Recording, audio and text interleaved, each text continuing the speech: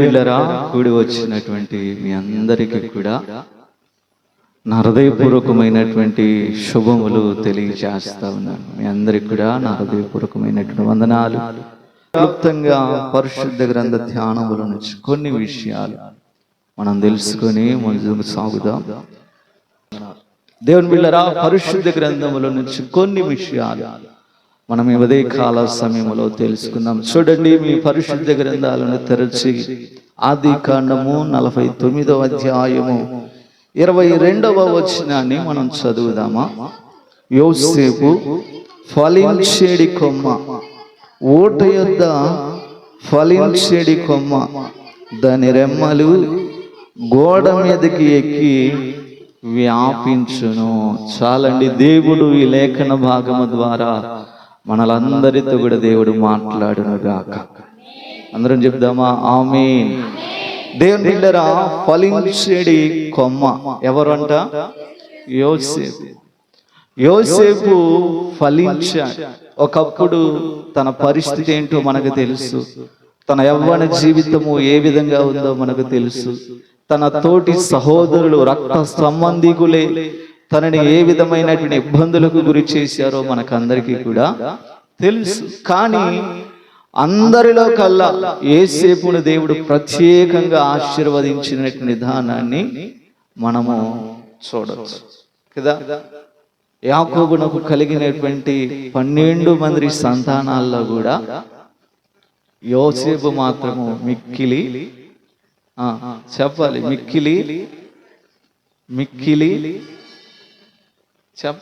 మిక్కిలి మంచివా కదా.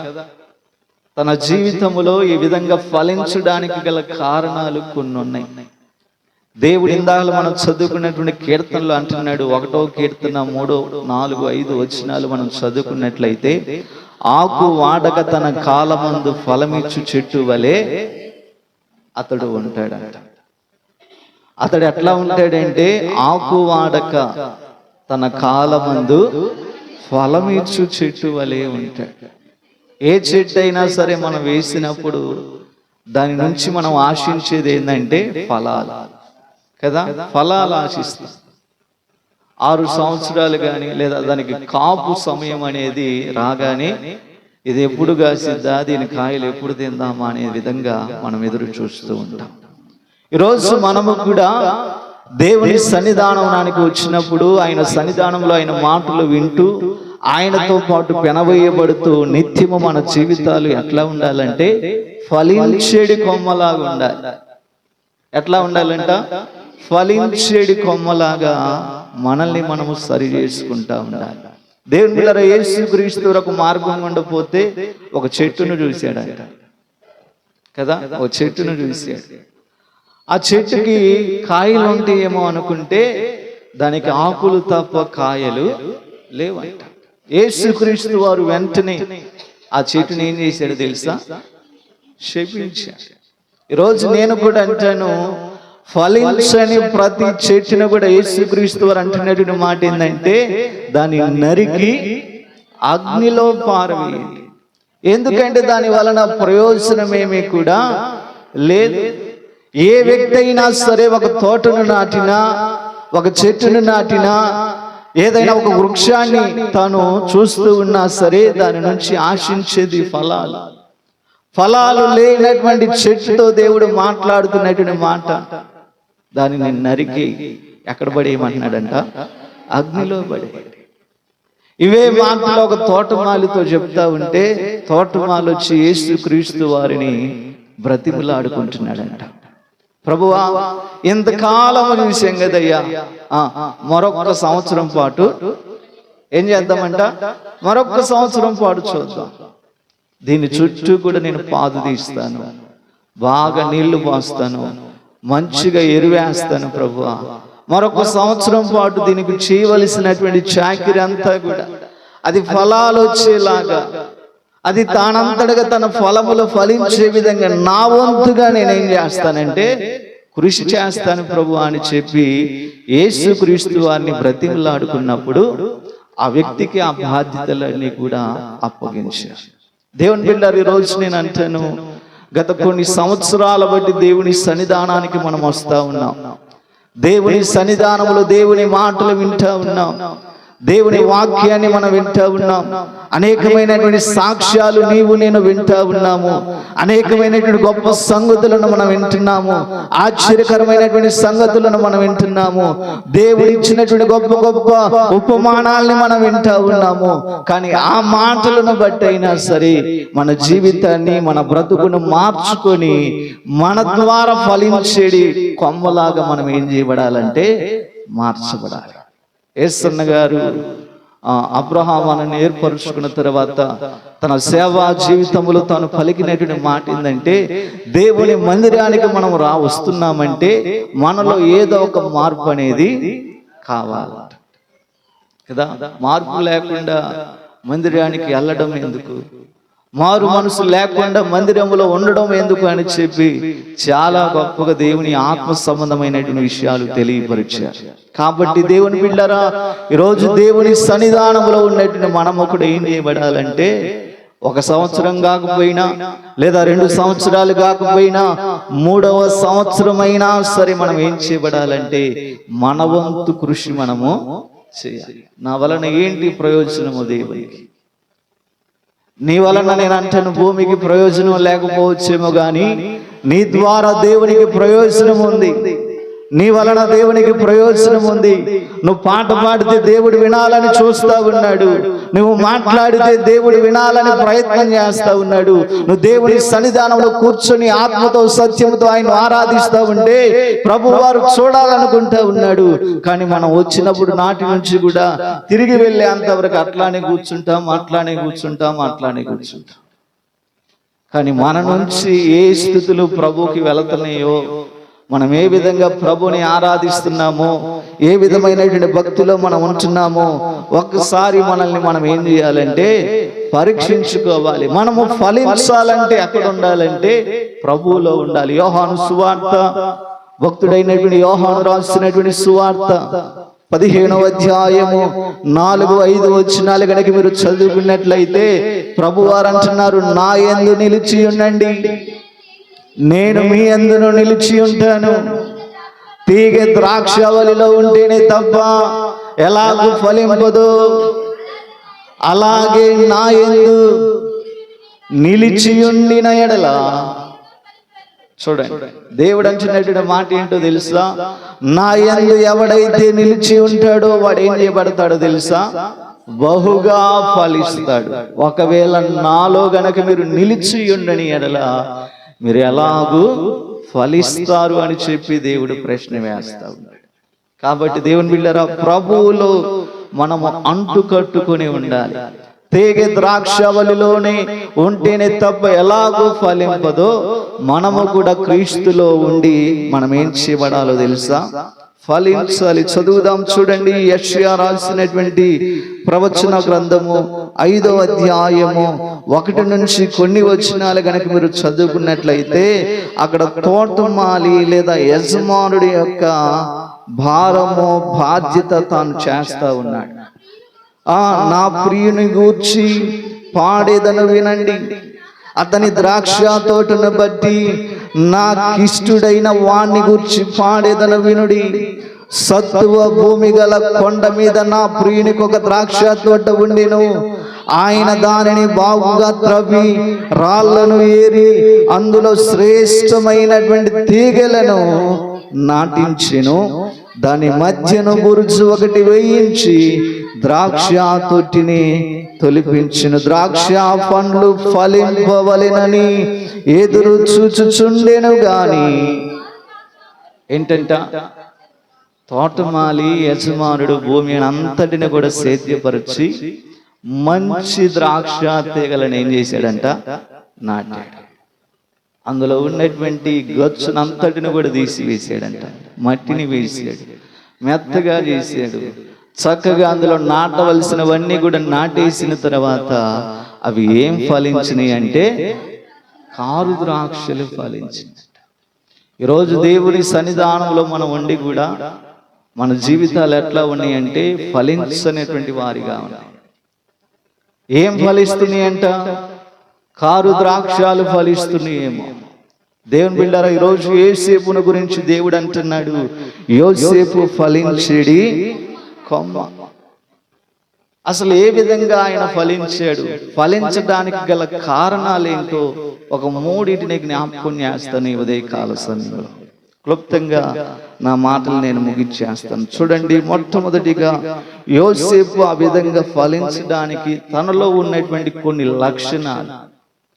ఈరోజు ఒక వ్యక్తిని గురించి మనం వింటున్నామంటే ఆ వ్యక్తి ఏ విధంగా ప్రభు కొరకు బ్రతికాడో, ఏ విధంగా భక్తి శ్రద్ధలతో ఎదిగాడో, ఏ విధంగా తల్లిదండ్రులకు విధేయుడై ఉన్నాడో, కొన్ని విషయాలు ఈ ఉదయకాల సమయంలో మనం జ్ఞాపకం చేసుకుని ముందుకు వెళ్దాం. చూడండి, ఆది కాండము మొట్టమొదటి లక్షణము, యోసేపులో ఉన్నటువంటి మొట్టమొదటి లక్షణం ఏంటంటే ఆయన దేవుని పట్ల భయమును కలిగి ఉన్నాడంట. చదువుదామా? 42వ అధ్యాయము, ఆది కాండము 42వ అధ్యాయము 18వ వచనాన్ని చదువుదాం.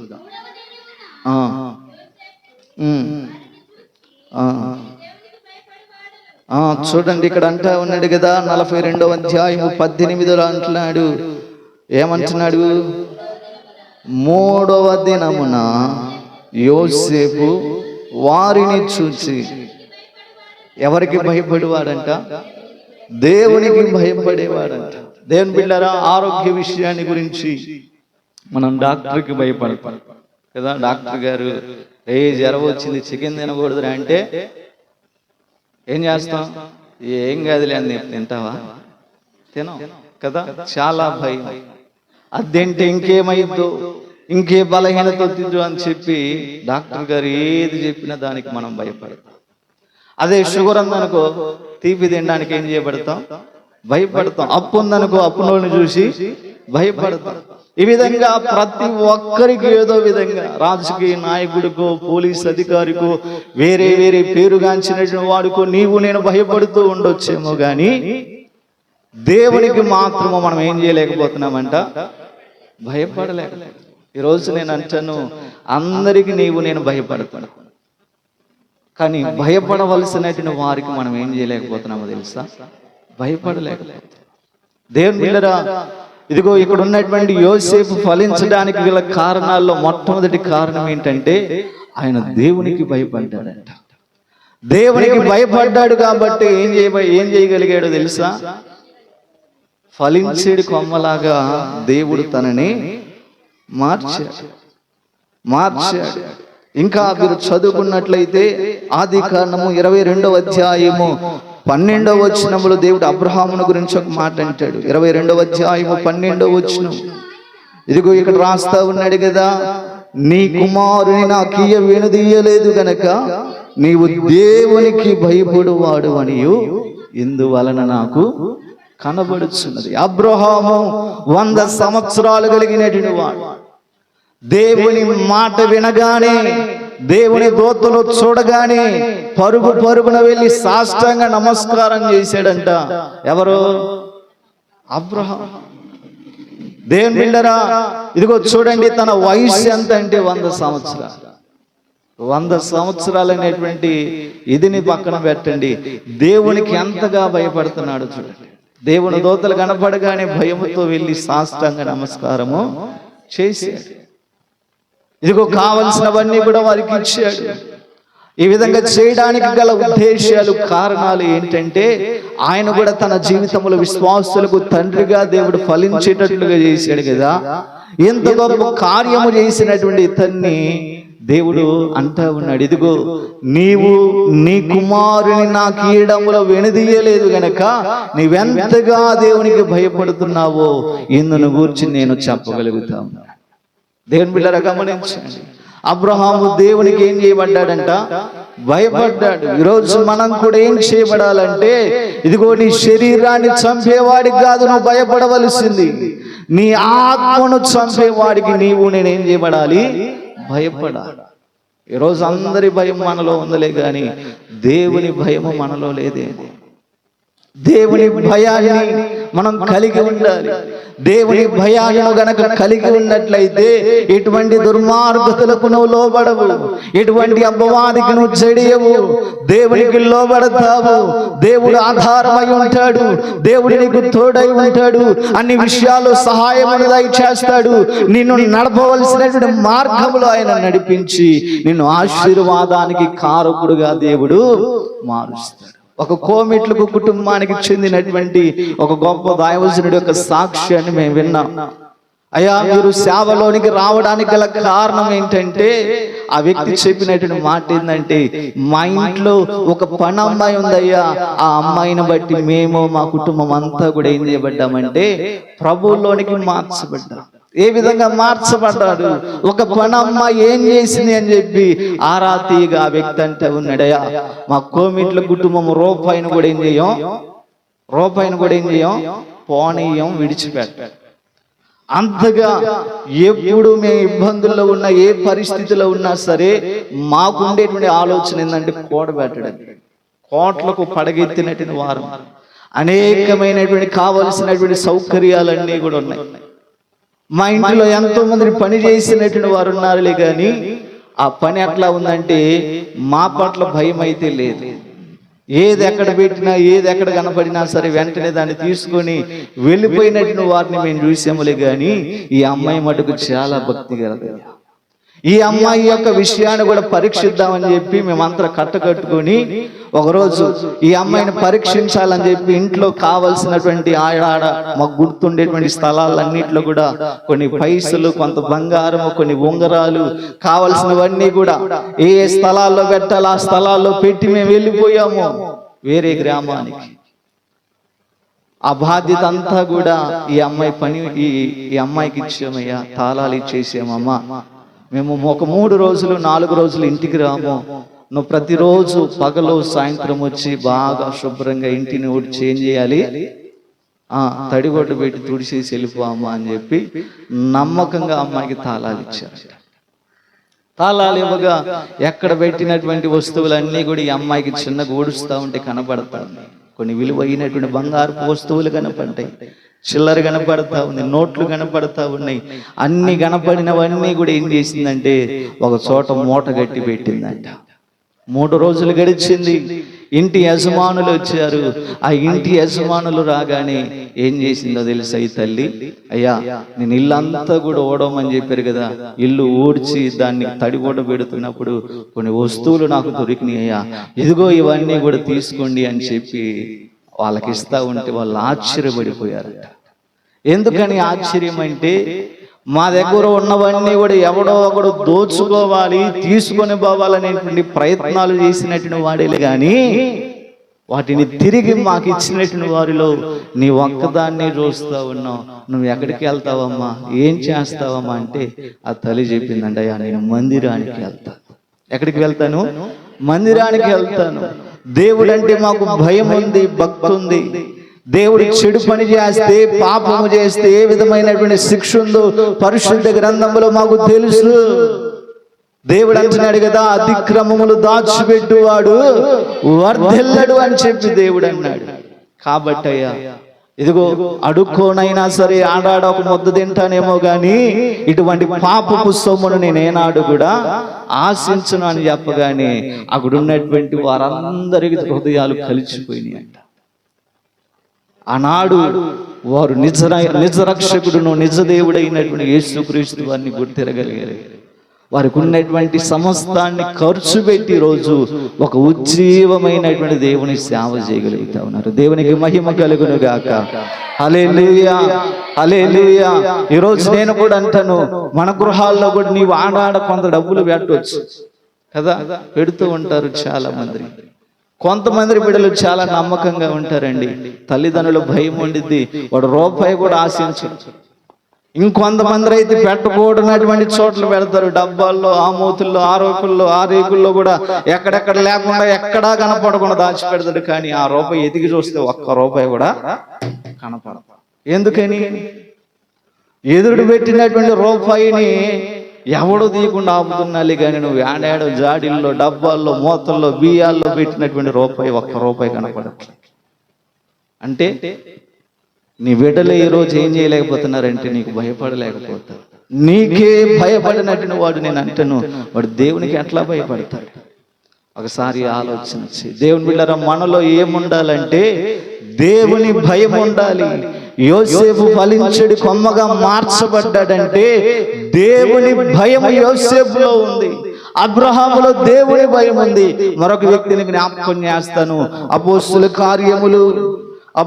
కార్యములు 10వ అధ్యాయం 22వ వచనాన్ని కనుక మీరు చదువుకున్నట్లయితే కొర్నేలు గురించి అంటా ఉన్నారు. అందుకు వారు, నీతిమంతుడును దేవునికి భయపడువాడు, ఇదిగో యూదా జనులందరి వలన మంచి పేరును పొందినటువంటి వాడు. ఎవరంట?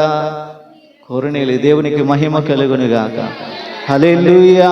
ఈరోజు దేవుని బిడ్డరా, దేవునికి నీవు నేను భయపడుతున్నామో లేదో ఒకసారి ఆలోచన చేయి. గత రాత్రి కూడా చెప్పాను, మలాకి రాసినటువంటి గ్రంథము 1వ అధ్యాయం 6వ వచనంలో దేవుడు చెబుతా ఉన్నాడు, దాసుడు యజమానిని గణపరుచును కదా, ఇదిగో తండ్రి తన కుమారుని గణపరుచును కదా. ఈరోజు నేను యజమానుని అయితే నాకు భయపడేవాడు ఎక్కడున్నాడు? దేవుడు అడుగుతూ ఉన్నాడు. మన సంఘములు, మన గ్రామములు, మన పట్టణములు దేవునికి భయపడేవాడు ఎవడున్నాడు అని చెప్పి దేవుడు ఎదురు చూస్తూ ఉన్నాడు. ఆయన చూస్తూ ఉన్నప్పుడు ఈరోజు మనమందరము దేవునికి భయపడేవారుగా మార్చబడదుముగాక. మనమందరము దేవునికి భయపడేవారిగా ఆయనకు అగబడదుముగాక. దేవుని బిడ్డరా, ఆ విధంగా మనం గనక జీవిస్తున్నట్లయితే, యోసేపు ఏ విధముగానైతే ఫలించాడు, ఈరోజు దేవుడు తప్పకుండా మనల్ని కూడా ఏం చేస్తాడు? ఫలించేడి కొమ్మలాగా. ఆకులిచ్చే కాదు, ఆకులనే కాదులే కానీ నేను అంటాను, కాయలిచ్చి చెట్ల వలె దేవుడు మనల్ని మార్చునుగాక. దేవునికి స్తోత్రం చెప్దాం. హల్లెలూయా, హల్లెలూయా. దేవుని రెండవ మాటలోనికి వెళ్ళిపోదాం. చూడండి, మొట్టమొదటి మాట ఏంటంటే, యోసేపు ఫలించడానికి గల కారణాల్లో మొట్టమొదటి కారణం ఏంటి? దేవునికి భయపడ్డాడు. రెండవది ఏం చేశాడంటే, చెడుతనమును అసహించుకున్నాడంట. ఏం చేశాడంట? చెడుతనమును అసహించుకున్నాడు. ఆదికాండము 37వ అధ్యాయము, ఆదికాండము 37వ అధ్యాయము 2వ వచనాన్ని కనుక మీరు చదివినట్లయితే, చదవండి. యాకోబు వంశావళి ఇది. యోసేపు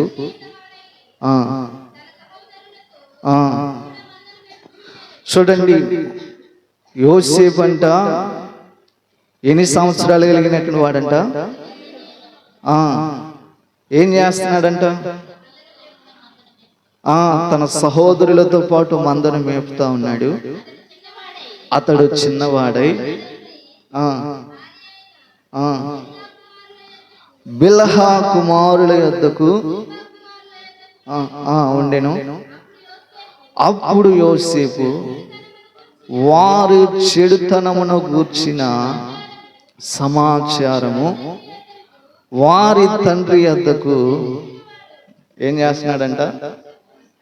సమాచారాన్ని తీసుకొని వస్తున్నాడంట. 37వ అధ్యాయంలో 2వ వచనములో దేవుడు మాట్లాడుతూ ఉన్నాడు. అప్పుడు యోసేపు వారి చెడుతనమును గూర్చిన సమాచారము వారి తండ్రి యొద్దకు తెస్తా ఉన్నాడు. అంటే చెడుతనాన్ని గూర్చి, తన సహోదరులు చేసినటువంటి తప్పులు, తన అన్నలు చేసినటువంటి తప్పులు, ఏదైనా చెడుగా మాట్లాడినా, ఏమైనా అబద్ధాలు చెప్పినా, ఏదైనా బూతి మాటలు వారి నోటి నుండి వస్తున్నా, ఈ చెడుని ఏం చేస్తా ఉన్నాడంటే తెచ్చి ఎవరితో చెప్తున్నాడు? నాన్నతో చెప్తున్నాడు. ఎందుకని నాన్నతో చెప్తా ఉన్నాడు? భయం పెడతాడని. అంటే ఒక రీతిగా యోసేపు ఏం చేయబడినటువంటి వాడంటే, చెడుతనమును అసహించుకునేటువంటి వాడు. చెడంటే తనకిష్టము లేదు, చెడంటే తన జీవితంలో అలవాటు లేదు, చెడుని ఎప్పుడో విడిచిపెట్టేశాడు. తన బాల్య దశ నుండి కూడా ఎంతో పవిత్రమైనటువంటి జీవితాన్ని యోసేపు జీవించాడు. కాబట్టి నేనంటాను, ఫలించేడి కొమ్మగా దేవుడు తనను మార్చాడు. దేవుని బిడ్డలారా, నేను అంటాను, చెడు ఎటువంటిది అంటే బొగ్గు లాంటిది. చెడు ఎట్లాంటిది? బొగ్గు లాంటిది. ఎందుకని బొగ్గు అన్నాను? నల్లగా అని కాదు, అది మండుతూ ఉన్నప్పుడు పట్టుకోగలుగుతామా? పట్టుకోలేము. మండుకునే అది మండుతూ ఉన్నప్పుడు పట్టుకున్నా దాని వలన మనకు ప్రమాదము. ఒకవేళ అది ఆరిపోయిన తర్వాత పట్టుకున్న దాని వలన చేతికి ఏమైంది? మలిసైంది. అందుకని చెడుని బొగ్గుతో పోల్చి, దేవుని బిడ్డలారా, బొగ్గు ఏ విధముగానైతే ఉంటుందో ఈరోజు మనము కూడా చెడుతనాన్ని విసర్జించే వారిగా ఉండాలి. చెడుని మన జీవితంలో మనం ఏం చేయాలంటే విడిచిపెట్టాలి. యోసేపు ఎంత చెడును కూడా తన జీవితంలోనికి ఆహ్వానించాలి. ఒకవేళ చెడు చేసే పరిస్థితి వచ్చినా సరే అక్కడ నుంచి ఏం చేయబడ్డాడో తెలుసా? పారిపోయాడు. చదువుదాం చూడండి, 22వ వచనాన్ని చదువుదామా?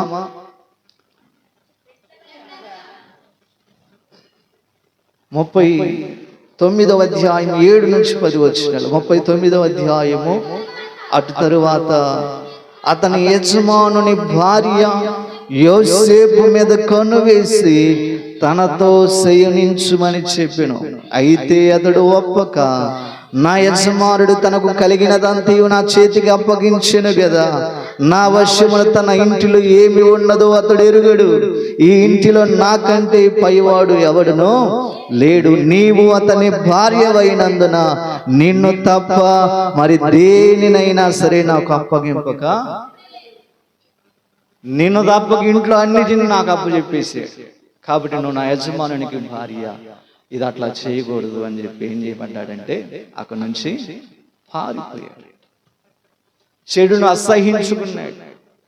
ఈరోజు దేవుని బిడ్డలారా, చెడు చేసే పనులు మన దగ్గర ఉన్నా సరే వాటికి మనం లోబడుతున్నాములే కానీ, వాటిని మనం చేస్తున్నాములే కానీ దాని నుంచి పారిపోవాలి, దూరం అవ్వాలి, చెడును అసహించుకోవాలి అనేటువంటి తలంపు మనలో లేదేమో. నేను అంటాను, ఈ తలంపు కనుక నిన్ను విడిచిపోకపోయిన ఎడలాను ఫలించు.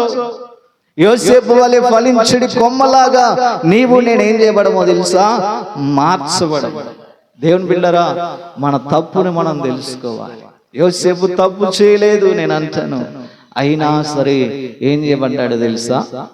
నింద తన మీద పడింది. శిక్షను అనుభవించాడు. శిక్షను అనుభవించినప్పటికీ కూడా నా దేవుడి గొప్ప సింహాసనం మీద దేవుడు తనని కూర్చోబెట్టగలిగాడు. ఈరోజు ఈ విధమైనటువంటి పరిస్థితిలో మనం కూడా ఉండాలి.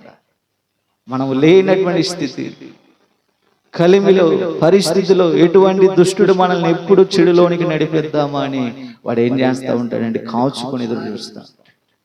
దేవుడు అంటూ ఉన్నాడు కదా, మీ విరోధి అయినటువంటి అపవాది గర్జించు సింహము ఎవరిని మృంగుదామా అని వాడు వెతుకుచు తిరుగులాడుచున్నాడు. ఎప్పుడు నుంచి దేవునిలో నుంచి నిన్ను లోకంలోనికి లాగాలి, ఎప్పుడు లోకములో పడేయాలి, లోకాశలు చూపించాలి అని చెప్పి వాడు అనేకమైనటువంటి పన్నాగాలు పండుతాడు, వలలు వేస్తాడు. కాబట్టి నీవు నేను వాడి వలలో పడకుండా, వాడి మాటను వినకుండా దేవుని మాటను వినేవారిగా ఉండాలి, దేవుని మాటకు లోబడేవారిగా ఉండాలి, దేవునికి మాత్రమే మనము చెవియొగ్గేవారిగా ఉండాలి. కీర్తనలు 55వ కీర్తన 10వ వచనములకు మాట అంటాడా? చదువుదామా? కీర్తనలకు రాసినటువంటి గ్రంథము 55వ అధ్యాయము 10వ వచనాన్ని కనుక మనం చదువుకున్నట్లయితే, రాత్రి పగళ్ళు వారు పట్టణపు ప్రాకారాల మీద తిరుగుచూ ఉన్నారు, పాపమును చెడుతనమును దానిలో. ఎక్కడంటే వీళ్ళందరూ తిరుగుతూ ఉంది, రాత్రి పగళ్ళు పట్టణపు ప్రాకారాల మీద తిరుగుతూ ఉన్నారంట. ఒక మనుషుడు ఒక ఊరు పోయి ఆ ఊరి ప్రజల్లో ఒక మనుషుని అడుగుతున్నాడంట, అయ్యా ఈ ఊరు ఎట్లాంటిది, ఈ ఊరు మంచిదేనా అంటే వాళ్ళు అన్నారంట, నీ నోరు మంచిదైతే ఈ ఊరు మంచిది. దేవుని బిడ్డలారా, మన నోరు మంచిదైతే మన ఊరు మంచిదైతే. కానీ ఈ పట్టణం ఎట్లా ఉందంటే రాత్రి పగళ్ళు పాపము చేయడానికి ఈ వీళ్ళందరూ కూడా ప్రయత్నాలు చేస్తారు. ఏ గ్రామం లాగా ఏ పట్టణం లాగంటే సొదొమ గొమొర్రా టైప్. అక్కడ చెడే తప్ప మంచి ఎక్కడా కూడా దేవునికి కనబడాలి. దేవుడు మంచి ఆడగా కనపడిద్దామని చెప్పి దేవుడు చూస్తా ఉన్నాడు ఆ గ్రామం అంతటినీ కూడా. ఆ గ్రామము దేవుని దృష్టికి ఎట్లా మారిందంటే అసహ్యంగా మారిపోయింది. మంచిగా కనబడనే కనబడాలి. ఎంత దుర్మార్గంగా వాళ్ళు బ్రతుకుతున్నారంటే కనీసము దేవుని దూతలు వచ్చినా సరే, దేవుని దూతలు వచ్చినా సరే వాళ్ళు ఏం చేయట్లేదో తెలుసా? దేవుని దూతల్ని విడిచిపెట్టట్లేదంట. లోతును పిలిచి లోతు ఇంటి చుట్టూ కూడా ముక్కుముడిగా అందరూ గుంపు కూడేసారు. కేకలు వేస్తా ఉన్నారు, తలుపులు బద్దలు కొడతా ఉన్నారు. లోతు బయటికి రా, బయటికి రా. ఎవరో వచ్చారు కొత్త వాళ్ళు, మా దగ్గరికి పంపి రోజు మేము ఉంచుకొని పంపిస్తాం. ఎవరిని వీళ్ళంటా ఉంది? దేవుని దూతలను పట్టుకొని చెడు చేయాలనేటువంటి తలంపుల్లో పడుతుందా. దేవుడు అంటా ఉన్నాడు, రాత్రి పగళ్ళు పట్టణ ప్రాకారాల మీద వెతుకుతా ఉన్నారు, తిరుగులాడుతా ఉన్నారంట. ఏం చేయడానికి? మంచి చేయడానికి కాదంట, చెడు చేయడానికి. చెడు తలంపులు, చెడు ఆలోచనలు. నేను అంటాను, నిన్ను ఫలించే విధంగా అవి మార్చు, ఫలించే విధంగా నేను అవి తయారు చేయవు. దేవుడు అంటున్నాడు, చెడును అసహ్యించుకోండి, చెడు నుంచి దూరం అవ్వండి. మీరు నా సేవకుడైనటువంటి యోబు సంగతి ఆలోచించారా? అతడు చెడుతనమును విసర్జించినటువంటి వాడు. దేవుని బిడ్డలారా గమనించండి. నేను అంటాను, బంగారము ఎంతగా పుటుములో వేల్చి కాల్చబడిద్దో అదంతగా స్వచ్ఛంగా మార్చబడి. ఈరోజు నేను అగ్నిలో వేసి కాల్చబడుతున్నా సరే మనలో పవిత్రతే తప్ప ఏ అపవిత్రత ప్రభువుకి కనబడదు. శద్రకు మేషకు అగ్నిలో వేసి కాల్చబడుతున్నా సరే వారి ఆశ, వారి ధ్యాస, వారి ఒకవేళ మరణమైనా సరే మాకు బాధ లేదులే గాని నీవు ప్రతిష్ఠించినటువంటి ప్రతిమకు మాత్రం మేము చెడుకు మేము చోటియం. నువ్వు మమ్మల్ని చంపేసిన బాధ. మా దేవుడు ఎటువంటి వాడంటే వేడిమి గల అగ్నిగుండముల నుంచి కూడా మమ్మల్ని తప్పించుటకు సమర్థుడైనటువంటి వాడని చెప్పి అగ్నిలో కూడా దేవుని కొరకు సాక్ష్యం చెప్పినటువంటి వారే. ఈరోజు దేవుని బిడ్డలారా మన జీవితాలు ఎట్లా ఉంటుంది? రాత్రి మగళ్ళు పట్టణ ప్రాకారాల్లో తిరుగుతూ ఉన్నారంట. చెడుని ఎప్పుడు చేద్దామా, చెడు ఎప్పుడు కలిగిద్దామా, చెడులో ఎప్పుడు ప్రవేశిద్దామా అని చెప్పి పట్టణ ప్రాకారాల మీద ఏం చేస్తున్నారంట? వెతుకుతూ తిరుగులాడుతున్నారు. నేను అంటాను, ఇదిగో దేవుడు తన కన్ను దృష్టితో చూస్తున్నాడు అనే విషయాన్ని మనం మర్చిపోకూడదు. యెషయా రాసినటువంటి గ్రంథం చదువుదాం, చూడండి. యెషయా రాసినటువంటి గ్రంథము 47వ అధ్యాయము 10వ వచనాన్ని కనుక మనం చదివినట్లయితే, యెషయా రాసినటువంటి గ్రంథము 47వ అధ్యాయము 10వ వచనం, నీ చెడుతనమును నీవు ఆధారము చేసుకొని ఎవడును ఇదిగో నన్ను చూడడని అనుకుంటివి. దేవుడు అంటున్నాడు, చూడండి, దేవుడు మాట్లాడుతూ ఉన్నాడు. నీ చెడుతనమును నీవు ఆధారం చేసుకొని ఎవడునో నన్ను చూడడని అనుకుంటివి. కానీ దేవుడు అన్నాడు, నేనున్నాను, నేను తప్ప మరి ఎవ్వరును లేరని నీవనుకున్నట్లుగా నీ విద్యయు నీ జ్ఞానమును నిన్ను చెరిపివేసి. దేవుడు అంటాడు, నీవేమో ఆ చెడులో, ఆ చెడు తలంపుల్లో పడిపోయి నిన్ను ఎవ్వడో కూడా. పిల్ల ఏం చేసిందో తెలుసు? పాలు తాగేటప్పుడు ఏం చేసింది? కళ్ళు మూసుకొని తాగిద్ది. కళ్ళు మూసుకొని తాగిద్ది. నన్నెవడు చూస్తున్నాలే. ఈరోజు మన జీవితాలు కూడా, మన కనులు కూడా ఏం చేయబడ్డాయి అంటే మూయబడిపోతా ఉన్నాయి. దేని వలన? చెడుతనం వలన. దేవుడు అంటా ఉన్నాడు, నిన్నెవ్వరో కూడా చూడట్లేదు అనుకుంటున్నా. ఎందులో ఉండి? చెడులో. దేవుడు అంటా ఉన్నాడు, సామెతలకు రాసినటువంటి గ్రంథము 15వ అధ్యాయం 3వ వచనాన్ని కనుక మీరు చదువుకున్నట్లయితే, దేవుని కన్నులంట, యెహోవా కన్నులు ప్రతి స్థలము మీద. చూడండి, అవి చెడు చేసే వారిని కూడా. అంటే ఇప్పుడు చెప్పండి, దేవుడు చూడట్లేదు అనుకుంటున్నారా మీలో? నువ్వేం చేసినా నన్ను ఎవడు చూస్తాడులే, నన్ను ఎవడు అడిగేది అని చెప్పి అనేటువంటి ఆలోచనలు ఉన్నాయి. దావీదు చేసినటువంటి చెడుని నా దేవుడు తట్టుకోలేకపోయాడు. దావీదు అనుకున్నాడు, నేను రాజుని, నన్ను పరీక్షించేవాడెవడో, నాతో మాట్లాడి ధైర్యం తెగించేవాడెవడో అనుకున్నాడు. కానీ దేవుడు పంపించాడు. ఎవరిని? నాతాను ప్రవక్త. దావీదు, నువ్వు చేస్తున్నది తప్పు. ఒక్కగానొక గొర్రెను తీసుకుని వధించి ఆ వచ్చినటువంటి వాడికి ఆయత్తం చేసి పంపించాడు.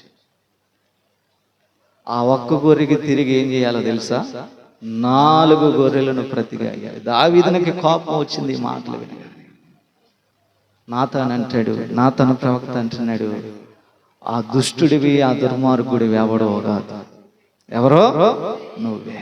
నీ చెడును మార్చుకో, నీ జీవితాన్ని సరి చేసుకో, నీ పరిస్థితిని మార్చుకో అని దేవుడు అక్కడ తన ద్వారా చెప్పగా 51వ కీర్తన రాస్తా ఉన్నాడు. దేవా, నీ కృప చొప్పున నన్ను చేసినటువంటి చెడునంతా కూడా విసర్జిస్తా ఉన్నాడు. దేవుని ఎదుట ఒప్పుకుంటా ఉన్నాడు. ఎంతకాలం నేనేం చేశానో నాకు తెలిసింది, నేనే విధంగా బ్రతికానో నాకు తెలిసిందయ్యా. నా చెడును క్షమించు, నన్ను రక్షించు, నీ సన్నిధానంలో నుంచి నన్ను త్రోసివేయవాకు అని చెప్పి దేవునికి ఏం చేస్తున్నాడు తెలుసా? ప్రార్థన చేస్తాడు. మరొక మాట చదువుదాం చూడండి. హెబ్రీయులకు రాసినటువంటి పత్రిక 4వ అధ్యాయము 13వ వచనాన్ని కనుక మీరు చదువుకున్నట్లయితే, హెబ్రీయులకు రాసినటువంటి పత్రిక 4:13 అంటాడు, మరియు ఆయన దృష్టికి కనబడని స్పష్టత ఏది లేదు, మనం ఎవరికి లెక్క మెప్పజెప్పవలసి ఉన్నదో ఆ దేవుడి కన్నులు సమస్తమును మరుగలేక తేటగా కనపడతా ఉన్నాం. గడిచినటువంటి వారమో అంతకుముందు వారమో చెప్పి దేవుడు మనల్ని చూస్తున్నాడని చెప్పి, దేవుడు ఏ విధంగా చూస్తున్నాడో చెప్పాను, మన హృదయములు ఏముందో చెప్పాను. ఇక్కడ కూడా దేవుడు అంటా ఉన్నాడు, ఇదిగో ఏమంటున్నాడు తెలుసా? ఆయన దృష్టి కనబడని స్పష్టము ఏది అంటే ఆయనకు కనబడనదంటూ ఏది కూడా లేదు. దావీదు అంటాడు, నేను ఆకాశమునకు ఎక్కిపోదామన్నా, సముద్ర దిగంతముల్లో దాక్కుందామన్నా, పాతాళంలో వెళ్ళి పండుకుందామన్నా, ఇదిగో ఎక్కడా కూడా నీవు నన్ను విడిచిపెట్టలేదు. అంటే దేవుడు ప్రతి చోట నన్ను ఏం చేస్తున్నాడో తెలుసా? చూస్తా ఉన్నాడు. దేవుని బిడ్డరా, నువ్వు మంచిగా ఉన్నప్పుడు కాదు, నువ్వు చెడు చేస్తున్నప్పుడు కూడా నా దేవుని కన్నులు ఏం చేస్తున్నాయో తెలుసా? నేను చూస్తూనే నువ్వు జాగ్రత్త పడాలి. ఎప్పుడైనా సరే నీ జీవితాన్ని మార్చుకోవాలి. చెడును ఏం చేయాలో తెలుసా? నీవు 97వ కీర్తనలో అంటాడు, 97వ కీర్తన 10వ వచనంలో చెడుని అసహించుకోండి అంటున్నాడు. చదువుదాం చూడండి. 97వ కీర్తన 10వ వచనం, యెహోవాను ప్రేమించు వారిలారా, ఇదిగో చెడుతనమును అసహించుకోండి, తన భక్తుల ప్రాణములను ఆయన. ఇప్పుడైనా సరే దేవుడు ఇచ్చినటువంటి అవకాశం ఏంటో తెలుసా? నన్ను ప్రేమిస్తున్నటువంటి నా భక్తులు ఏం చేయాలంటే తమ చెడును అసహించుకోండి. చెడును ఏం చేయాలంట? అసహించుకోవాలి. యోసేపు చెడుకు చోటు ఇవ్వలేదండి. ఎన్నో అవకాశాలు తన దగ్గరకు వచ్చినాయి, ఎన్నో పరిస్థితులు తనను చుట్టుముట్టుకున్నాయి. అయినా సరే ఎంత కూడా ఆ పాపము నుండి ఏం చేశాడో తెలుసా? పారిపోయాడే గాని ఆ పాపానికైతే లోబడలేకపోయాడు. అంటే చెడుని ఏం చేశాడు? అసహించుకున్నాడు. కాబట్టి ఈరోజు ఫలించగలిగాడు. ఫలించడి కొమ్మలాగా దేవుడు తనని ఏం చేశాడో తెలుసా? మార్చాడు. ఈరోజు నేను కూడా అంటాను, మన జీవితాలు ఫలించాలంటే, మన జీవితాల అభివృద్ధి కలగాలంటే, మనము దినదినము దేవునిలో ఫలించే వారిగా మనము మార్చబడాలంటే, దేవుని బిడ్డరా నేను అంటాను, చెడుని ఏం చేయాలో తెలుసా? అసహించుకోవాలి. చెడు నుంచి మనం దూరం అవ్వాలి. నువ్వు చెడు నుంచి ఎప్పుడైతే దూరం అవుతావో దేవుడు నిన్ను చిన్నగా ఆశీర్వదించడం ప్రారంభిస్తాడు. కాబట్టి 2 మాటలు విన్నాం. మొట్టమొదటి మాట, ఏం చేయకూడదు? దేవునికి భయపడే వారిగా మనం ఉండాలి. రెండవది, చెడును అసహించుకునే వారిగా ఉండాలి. 9 మాటలు ఉన్నాయండి. 9 చెప్తాను ఈరోజు. ఎంతమంది వింటారు? 9 చెప్పండి. పైకి వందనాలు అంటారులే కానీ లోన్ ఏముంటాయో సేవకుడికి తెలుసు. పైకి భక్తికి మనం ఏం చేస్తున్నాయిగా వందనాలు. పక్కకు పోయి నువ్వు తిట్టుకుంటావో, పక్కకు పోయి నువ్వు ఎన్ని మాట్లాడుకుంటావో సేవకుడికి తెలియదంటే ఏమీ కూడా లేదు. కాబట్టి నేను ఎక్కువగా చెప్పను, చివరి మాటలోకి వెళ్ళిపోదాం. 3వ మాటగా, ఇదిగో యోసేపు ఏం కలిగినటువంటి వాడంటే ఓర్పు కలిగినటువంటి వాడంట. దేవునికి స్తోత్రం చెప్తాం. ఓర్పు కలిగినటువంటి వాడు. ఈరోజు ఎంత ఓర్పు ఉందండి? పాస్టర్ గారు 1 గంట వాక్యం ఎక్కువ చెప్తే మనం తట్టుకోలేము. ఓర్పు లేదు మనం. ఏదైనా గంటలు టీవీ దగ్గర కూర్చుని గంటలు తరబడి ఉంటాం. సమయం వృధాగా పోతున్నా సరే బాధ లేదు. కానీ దేవుని దగ్గర కూర్చొని ఒక గంట మాటలైతే మనము పాస్టర్ గారు ఏడైపోయింది కానీ తేవాలి అయిపోయింది. ప్రతిదానికి మనం తొందరపడుతున్నాంలే కానీ దేవుని విషయంలో ఓర్పు కలిగి మనము ఉండలేకపోతున్నాం. ఓర్పు చాలా అవసరమండి. యోసేపు జీవితంలో ఎంత ఓర్పు కలిగి ఉన్నాడంటే, తాను ఒకరికి మేలు చేశాడు. తాను ఒకరికి వారికి వచ్చినటువంటి కలల భావాన్ని చెప్పి, ఆ కల భావాలు చెప్పినటువంటి 3 రోజులకే తాను ఎట్లాగైతే వారు కళలు చెప్పారో ఆ కళలకు నచ్చినట్లుగా భావాన్ని చెప్పగానే దేవుడు వారి జీవితంలో అట్లానే జరిగించాడు. ఒక వ్యక్తిని అన్నట్లుగా మరలా దేవుడు నిన్ను ఫరో చేతిలో ఆశీర్వదించబోతా ఉన్నాడు, నీ తల పైకి ఎత్తబోతా ఉన్నాడు అనగానే అనుకున్నట్లుగానే 3 రోజుల తర్వాత ఆ వ్యక్తికి తన స్థానం ఏ విధమైనటువంటి ఉద్యోగాన్ని అయితే పోగొట్టుకున్నాడో అదే ఉద్యోగంలో మరలా అతడు వచ్చాడు. ఆ ఉద్యోగంలోనికి వచ్చాడులే కానీ ఆ వచ్చేటప్పుడు లేదా ఆ కలభావాన్ని చెప్పేటప్పుడు యోసేపు ఒక మాట చెప్పాడు. చదువుదాం చూడండి. ముందుగా ఓర్పు కలిగి ఉండాలనేటువంటి మాట ఎక్కడుందండి? కీర్తనలు 105వ కీర్తన 19వ వచనం అని చదువుదాం. 105వ కీర్తన 19వ వచనం. అతడు చెప్పిన సంగతి నెరవేరు వరకు యెహోవా వాక్కు అతన్ని పరిశోధిస్తూ ఉండేను. ఎవరు చెప్పినట్టు వాక్కు? దేవుడు చెప్పినట్టు వాక్కు నెరవేర్చేంత వరకు కూడా దేవుడు పరిశోధిస్తూ ఉన్నాడు. ఆ దేవుడి పరిశోధనలో యోసేపు ఎట్లా ఉన్నాడంటే ఓర్పు కలిగి ఉన్నాడంట. దేవుడు ఏం పెడతాడో చూద్దాం, ఎన్ని ఇబ్బందులు పెడతాడో చూద్దాం, ఎన్ని అవమానాలు పంపిస్తాడో చూద్దాం. వీటన్నిటిని భరిస్తా ఉన్నాడు. ఎవరో? యోసేపు. అట్లానే చేయనటువంటి నేరానికి ఎక్కడికి వెళ్ళాడో మనకందరికీ తెలుసు. చెరసాల్లో వేయబడ్డాడు కదా. ఆ చెరసాల్లో వేయబడిన తప్పెమ్మట ఆ చెరసాల నాయకుని కూడా దేవుడు తనకు అనుకూలంగా మార్చేశాడు. ఆదికాండము 40వ అధ్యాయము 1 నుంచి గనక మీరు కిందకి చదువుకుంటూ పోతున్నట్లయితే 12-13 వచనాలు చదువుదాం చూడండి. యోసేపు దాని భావం ఇదే. ఆ 3 తీగలు ఏంటంటే 3 దినాలు. ఇక 3 దినములలో ఫరోని తలను పైకెత్తి నీ ఉద్యోగము నీకు మరలా ఇప్పించును, నీవు అతనికి పానదాయకుడు వై ఉన్న నాటి మర్యాద చొప్పున ఫరో గిన్నెను అతని చేతికి అప్పగించదవు. కాబట్టి ఇదిగో ఇక్కడ అంటున్నాడు, ఈ మాట చాలా ప్రాముఖ్యం.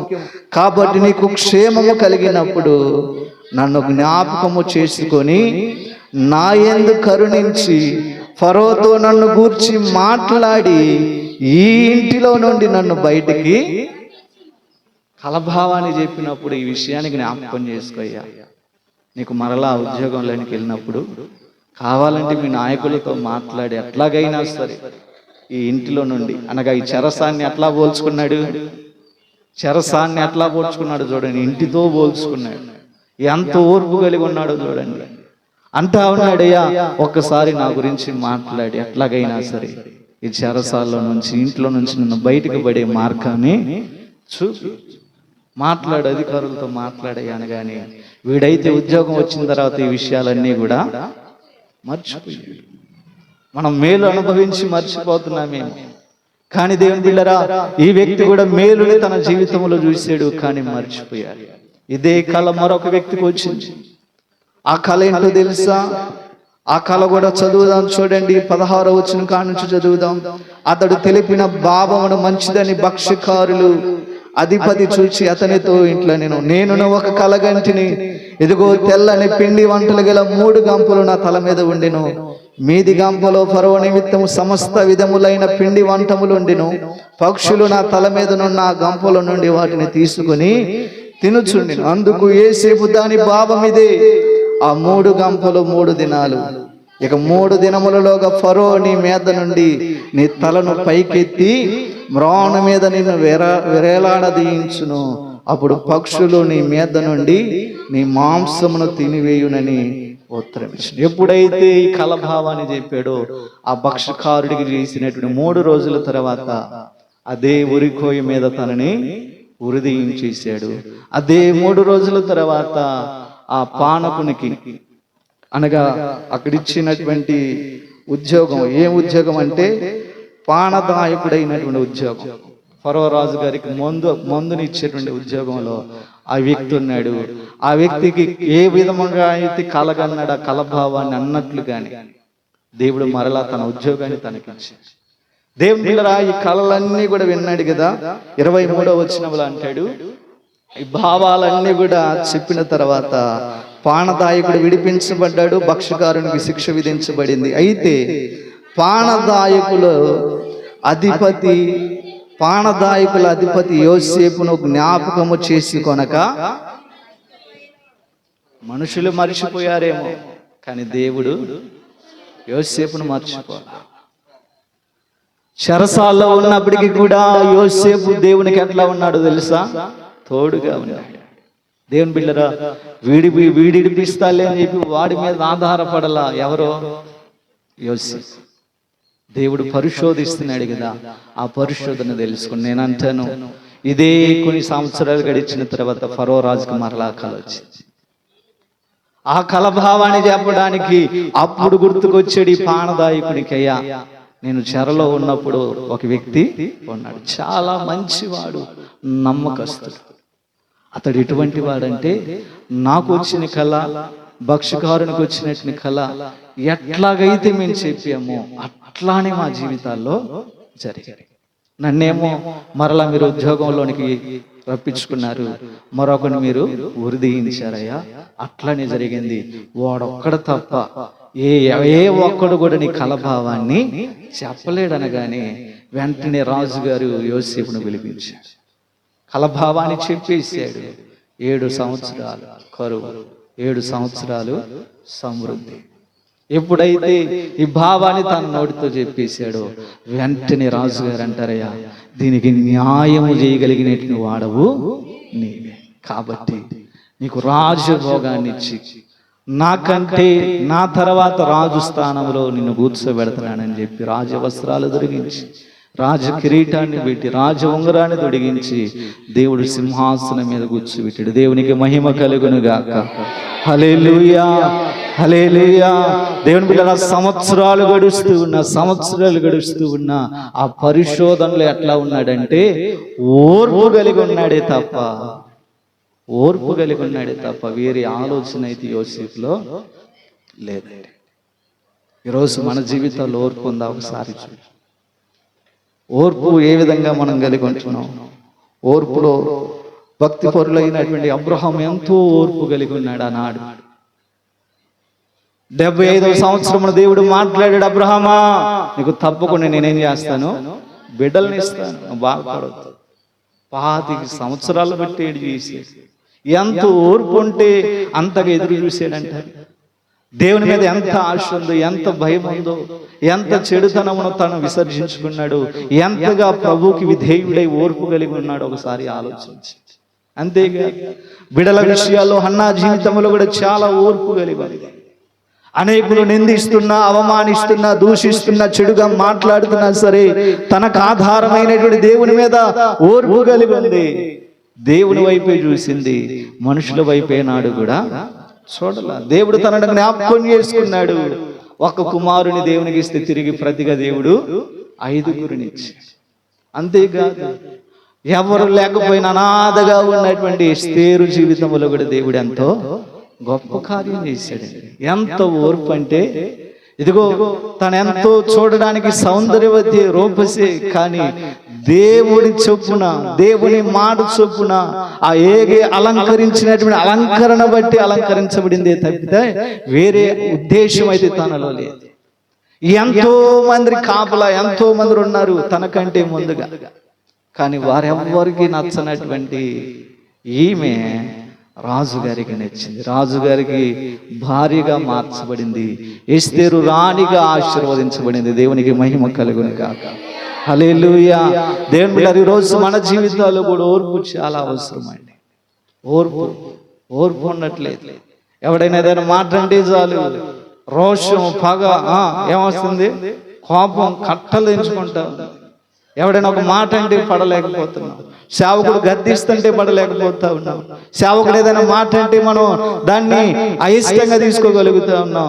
ఇదిగో ఈరోజు దేవుని పేరిట, ప్రభు పేరిట మీకు తెలియజేస్తున్నటువంటి మాట ఏంటంటే, క్రైస్తవులైనటువంటి మన జీవితాల్లో ఓర్పు చాలా అవసరం. బయట ఉన్నటువంటి అవిశ్వాసులు అంటున్నారు, విశ్వాసుల కంటే అవిశ్వాసులమైనటువంటి మేమే మేలు కదయ్యా. మీ విశ్వాసులకు ఓర్పు ఉండదు. మీ విశ్వాసులు ఎట్లా అంటారో తెలుసు, ఒక మాట అంటే పాడరు. దేవుని గురించి గొప్పగా చెప్పుకుంటారు కదా, ఆయన ఎంతకు ఓర్పు కలిగి ఉన్నాడు ఒకసారి చూడండి. మీరు ఉన్నారు దేనికి? ఎవరంటుంది ఈ మాటలో? ఎవరో బయట ఉన్నటువంటి అన్నిటి చేత అనిపించుకుంటున్నాం. ఎంత అవమానమో చూడండి. ఇది మనకు కాదు అవమానం, ఎవరికి? దేవునికి వస్తుంది. మనం ఎంత మాదిరిగా బ్రతకాలి, ఎంత భక్తిగా బ్రతకాలి ఒకసారి ఆలోచించి. దేవుని పిల్లలు చిన్న మాట చెప్పి నా మాట నేను ముగించేస్తాను. కరోనా టైంలో ఇద్దరు భార్యాభర్తలు ఉన్నారు. కరోనా టైం అది, చాలా జాగ్రత్తగా వినండి కదా. ఇటువంటి మాటలు మనం చాలా జాగ్రత్తగా వింటాం. చెవులు ఎక్కడున్నా సరే, ఎక్కడ ఏ ఊర్లో ఉన్నా సరే, ఈ మాటలు వచ్చేటప్పటికి మన చెవులు మన దగ్గరకు వచ్చేస్తాయి. చాలా జాగ్రత్తగా వినండి. కరోనా టైం అది. కరోనా టైంలో ఇంచుమించుగా ఒక మంచి గ్రామం 200 ఇల్లులు ఉంటాయండి. ఎన్ని ఇల్లులు ఉంటాయి మన ఊర్లో? ఎన్ని ఇల్లులు ఉన్నాయి? ఎన్ని ఇల్లులు ఉన్నాయి చెప్పండి? 300 ఉంటాయా? మన పల్లెలో చెప్పండి. 300. Very good. ఆ పల్లెలో 200 ఇల్లు. 200 ఇళ్లలో కూడా ఈ భార్యాభర్తలు, పిల్లలు లేరులే కానీ చాలా భక్తి కలిగినట్టు వారండి. చాలా భక్తి కలిగినట్టు వారు. కరోనా టైంలో మనకి మన పాస్టర్ గారు 4 గంటలకు ప్రార్థన పెట్టొచ్చేమో కానీ, ఆనాటి కాలంలో ప్రార్థన జరుపుకోవడానికి ఖాళీ లేనటువంటి సమయాలు. ఎందుకంటే ప్రతి చోట రెడ్ అలర్ట్ పెట్టేశారు, ఆరెంజ్ అలర్ట్ పెట్టేశారు, ఎల్లో అలర్ట్ పెట్టేశారు. ఎక్కడ చూసినా సరే ఎక్కడికక్కడ దారులన్నీ కూడా మూయబడిపోయి. కానీ వీళ్ళు ప్రార్థన చేయకుండా ఉండలేరే, ప్రార్థనకి పోలేకుండా ఉండలేరే. ఏం చేయాలని పాస్టర్ గారికి ఫోన్ చేశారంట. అయ్యా ఈరోజు ఆదివారం కదా, ఎన్నింటికి పెడతారు? 3ంటికి పెడతారా? 12ంటికి పెడతారా? 5ంటికి పెడతారని ఫోన్ చేసినప్పుడు, అమ్మా మన ఏరియాలో అసలే ఇంచుమించుకు మీరు 50 కిలోమీటర్ల దూరంలో ఉన్నారు. అక్కడ నుంచి ఇక్కడికి రావాలంటే ఎన్నో ఇబ్బందులు ఎదుర్కొంటూ ఉంటారు. కాబట్టి రావాల్సినటువంటి పని లేదు, ఇళ్లలోనే కూర్చోండి, ప్రార్థన చేసుకోండి అని చెప్పి దైవజనుడు చెప్పాడు. ఆదివారం చక్కగా మనలాగే ప్రార్థన అయిపోయిందండి. ప్రార్థన అయిపోయిన తర్వాత భర్త అంటున్నాడంటే, ఏమే బయటికి పోయి చాలా కాలం అయింది కరోనా వల్ల, తినడానికి ఏమైనా తినాలనిపిస్తుంది, చక్కగా ఏమైనా చపాతీలు చేసి పెట్టా అన్నాడంట. ఏమన్నాడు? చపాతీలు చేసి పెట్టా అంటే ఏమన్నంట, అయ్యా నా వల్ల కాదు, నువ్వు ఒక పని చేయి, నేను ఒక పని చేస్తాను. నువ్వేం చేయాలి? పిండి బాగా పిండి కలుపు, నేనేం చేస్తాను? రొట్టెలు చేసి కాల్స్తాను అన్నమాట. ఇవన్నీ చేయగా దేవుని బిడ్డరా, ఆయన బాగా పిండి పిసికి పెట్టాడు, ఏమో బాగా చపాతీలు చేసి కాల్చింది. ఎన్ని చపాతీలు వచ్చినాయి అంటే, ఎన్ని వచ్చినాయి? 5 వచ్చినాయి. ఈ 5లో మగ ఆయన అంటాడు, నాకు 3, నీకు 2. ఏమనిద్దంట? నేను దాన్ని చపాతీలుగా చేసి కాల్చి కడితే నాకు 2 అయింది, నీకు 3 అయింది. నాకు 3, నీకు 2 అన్న. నాకు 3, నీకు 2. సరే, మన ఇద్దరం ఒక పందెం కట్టుకో. ఏం పందెమో తెలుసా? మనం ఎవడు బలకరించినా కూడా పలకూడదు, ఎవడు మాట్లాడినా కూడా మాట్లాడు. ఎవడైతే ముందుగా మాట్లాడతాడో వాడు ఓడిపోయినట్టు, వాడికి 2, మిగతా వాళ్ళకి 3 అన్నారు. ఇప్పుడు ఏం జరిగిందంటే, అసలే కరోనా టైం కదా, పొద్దున ఎప్పుడో చేసుకున్నారు, తిందామని ఆశ. ఇద్దరు ఈ మాటల మీద పోటీ కట్టారు కదా. ఏం పోటీది? మాట్లాడకూడదు ఎవరితో కూడా. తలుపులు వేసుకున్నారు, చక్కగా ఇంట్లో పనుకున్నారు. ఎవడ మంచం మీద వాడు పనుకున్నాడు, భార్య మంచం మీద భార్య, భర్త మంచం మీద భర్త, ఇద్దరు పనుకున్నారండి. కొంతమంది ఉంటారు కదా చుట్టుపక్కల వాళ్ళు, వీళ్ళు భక్తి పరులు కదా, ప్రార్థనకి వెళ్ళేవాళ్ళు కదా. నైట్ 9 అవుతున్నా సరే ఏంది ప్రార్థన వినపడట్లేదు, పాటలు వినపడట్లేదు అని ఒకసారి వచ్చి తలుపు తట్టిపోయాడంట. తలుపు దాడుతున్నా సరే ఇద్దరు ఒక మంచం మీద కొనుక్కున్నారు కదా, మొహాలు చూసుకుంటున్నారులే కానీ పలకట్లేదు. మొహాలు అయితే చూసుకుంటున్నారులే కానీ పలకట్లేదు. 9 దాటింది, నైట్ 12ంటికి వచ్చారు. 12ంటికి వచ్చి తలుపులు దాడుతున్నారంట. అరే ఎప్పుడు పాటలు వాక్యాలు గట్టి వినిపించే ఇల్లులో ఏందిరా సైలెంట్ అయిందిరా, అసలు వీళ్ళు భక్తి పరులురా బాబు అని చెప్పి ఇతరులు అనుకున్నారంట. ఈ వార్త చిన్నగా ఊరంతా తెలిసిపోయిందండి. అబ్బాయి మన ఊరిలో ఉండే ఒకే ఒక్క భక్తి కుటుంబం ఏమైంది, అరే మాట్లాడట్లేదు, కరోనా వచ్చి చనిపోయారా అని చెప్పి ఊరంతా తెలిసిపోయింది. ఏం చేయాలో తెలియక ఆ ఊరు పెద్దని పిలిస్తే ఇంకేం చేస్తాం అబ్బాయి, చేసేది ఏముంది, తలుపులు పగలగడుతున్నా కూడా ఇల్లు చూసుకోవట్లేదు. తలుపులు పగలగొడుతున్నా సరే ఒకళ్ళ మొహాలు ఒకళ్ళు చూసుకుంటున్నారులే కానీ పలకట్లేదు, మాట్లాడలేదు. చూడండి, చాలా భక్తి పరులు, చాలా మంచి కుటుంబం. వాళ్ళు అనుకున్నారు అబ్బాయి అసలే కరోనా కాబట్టి ఏం చేయాలి, బ్లీచింగ్ ఒంటికి ఇంటికి అంతా మాస్కులు ఎక్కడికాడ దిట్టంగా కట్టుకొని ఏదో ఒకటి అయితే అయిందిలే అని చెప్పి పాస్టర్ గారికి ఫోన్ చేశారంట. పాస్టర్ గారి కదా, వీళ్ళు భక్తి పరులు కదా, ఎందులో తీసుకుపోవాలి, పెట్టెల్లో తీసుకుపోవాలి కాబట్టి పాస్టర్ గారికి ఫోన్ చేస్తారు. పాస్టర్ గారికి ఫోన్ చేశారయ్యా, మీ మందిరానికి వచ్చి 50 కిలోమీటర్ల నుంచి మీ మందిరానికి వచ్చి ఒకే ఒక కుటుంబం కరోనాతో చచ్చిపోయారయ్యా. ఆ పాస్టర్ గారు చాలా బాధపడ్డాడయ్యా, అసలే మా ఏరియాలో రెడ్ అలర్ట్ ఉంది, బయటకు వస్తే మరలా నేను లోనకి రాలేను, కావాలంటే నా వంతుగా మా విశ్వాసులందరినీ కూడా ఫోన్లు చేసి ఎంతో కొంత కూడబెట్టయ్యా నేను మీ దగ్గరికి పంపిస్తాను. ఏంటిది, డబ్బులు ఎందుకు, మిగతా కార్యక్రమం ఉంది కదా ఆ కార్యక్రమం చేయించండి అయ్యా అని చెప్పి పాస్టర్ గారు చెప్పి ఫోన్ పెట్టేశాడు. వీళ్ళకేం చేయాలో అర్థం కావట్లే. పెట్టిలా ఇప్పుడు పెట్లు చేసేవాడు ఎవడు ఉన్నారా, పాడి కట్టనరా అన్నారు. 2 పాడ్లు కట్టారండి, భర్తకి భార్యకి 2 పాడ్లు కట్టారు. తలుపులు బద్దలు కొట్టారు, ముక్కులు గిక్కులు అన్ని కూడా గట్టిగా మూసుకొని దుప్పట్లతో సహా తెచ్చి పాడి మీద పనుకోబెట్టారు. ఏం చేశారు, దుప్పట్లతో తీస్తున్నా సరే వీళ్ళు చూసుకుంటున్నారులే కానీ మాట్లాడట్లా. చాలా భక్తి పరులు, చాలా ఓర్పు ఉంది వీళ్ళలో. చూడండి, అస్సలు తీయట్లేదంట, కళ్ళు చూసుకుంటున్నారు, కళ్ళు తెరిచి, కానీ మాట మాత్రము. ఇంకా మనోళ్ళు పాడి కట్టారంటే ఇంకా ఆటోమేటిక్గా గులామని ఇంక మరి ఎక్కువగా బ్లీచింగ్ వేస్తాను. ఎందుకని, కరోనా కదరా, ఇది మనకు కూడా అంటిద్రా అని చెప్పి బ్లీచింగ్ వేస్తాను. బ్లీచింగ్ చల్లుతా ఉన్నారు, పూలు చల్లుతా ఉన్నారు, గులాం చల్లుతా ఉన్నారు.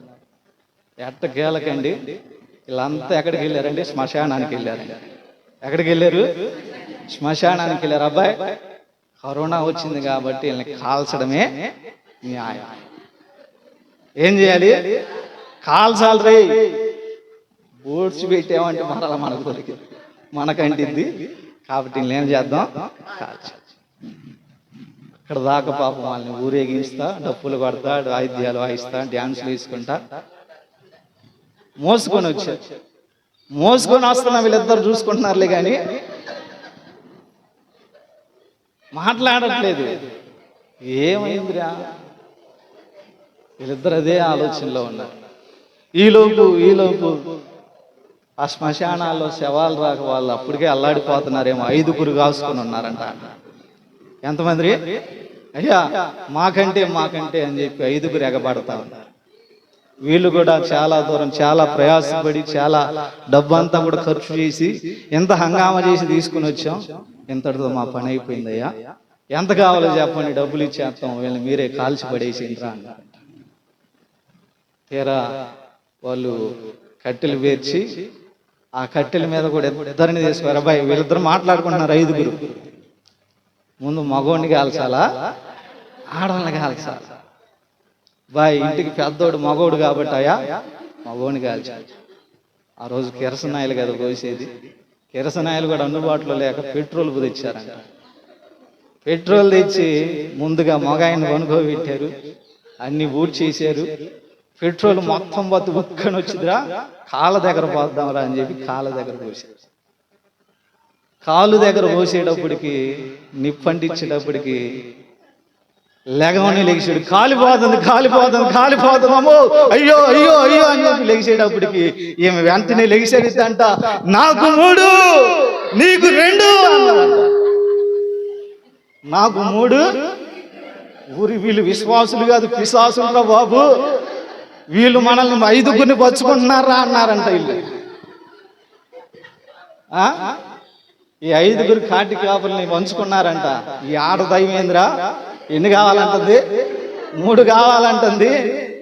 మగదయ్యానికి 2 ఊరు ఇల్లు ఎక్కడి నుంచి పట్టుకొచ్చారు వీళ్ళు అని చెప్పి వాళ్ళు అనుకొని అక్కడి నుంచి పారిపోయారు.